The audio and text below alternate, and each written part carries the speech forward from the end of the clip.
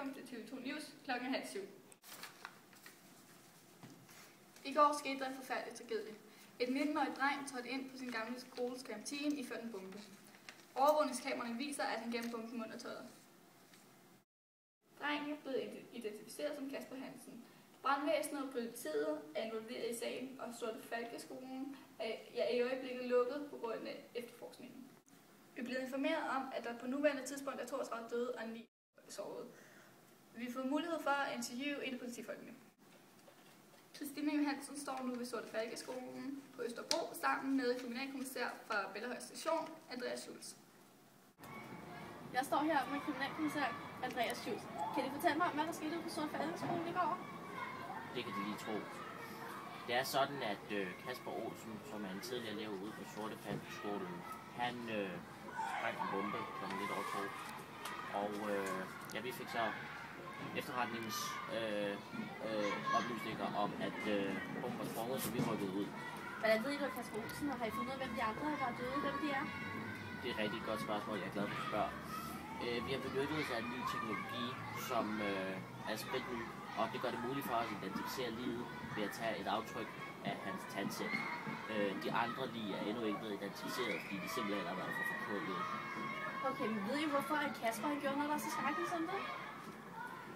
Ja, altså, vi kender ikke den fulde historie endnu, men til gengæld så har vi forhørt os rundt omkring, og det viser sig simpelthen, at drengen har været mobbet gennem en længere periode. Hverken læger eller hans forældre eller hans venner kunne lide ham, og det blev simpelthen for meget til sidst. Så det endte med en selvmordsbombe. Og det var tak for alt, og så nu tilbage til studiet. Tak, Christina. Her har vi endnu et indslag, hvor vi har spurgt folk, hvad de mener om tragedien. Hvad synes du om tragedien på Sorte Falkeskole i går? Det var en forfærdelig tragedie. Jamen, jeg synes, det var altid noget lort, det der skete. Jeg synes, det var en meget tragisk ting, der skete. Jeg synes, det var kunst. Det var et kunstværk, det Kasper Olsen han gjorde. Det er aldrig sjovt, når der er nogen, der mister nogen i sin familie. Så jeg synes virkelig, jeg har ingen respekt for dem, der har gjort det. Man hører alt muligt med, at det sker i andre lande, som for eksempel USA, men man regner aldrig med, at det vil ske i Danmark, eller så tæt på en, som det gjorde. Vi undskylder for en fejl tidligere indslaget. Han hedder ikke Kasper Hansen, men Kasper Olsen. Det var alt for nu, men der er mulighed for mere information på vores hjemmeside www.tv2news.dk. Fortsat god dag.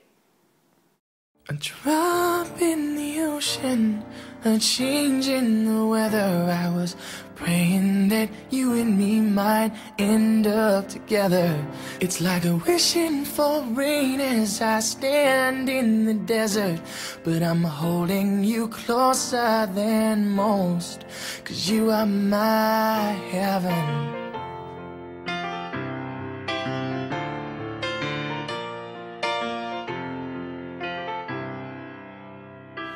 I don't wanna waste the weekend.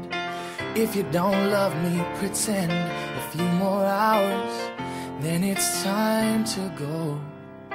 And as my train rolls down the east coast, I wonder how you keep warm.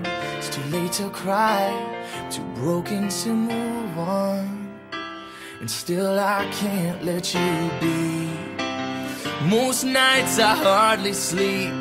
Don't take what you don't need from me. It's just a drop in the ocean, a change in the weather. I was praying that you and me might end up together.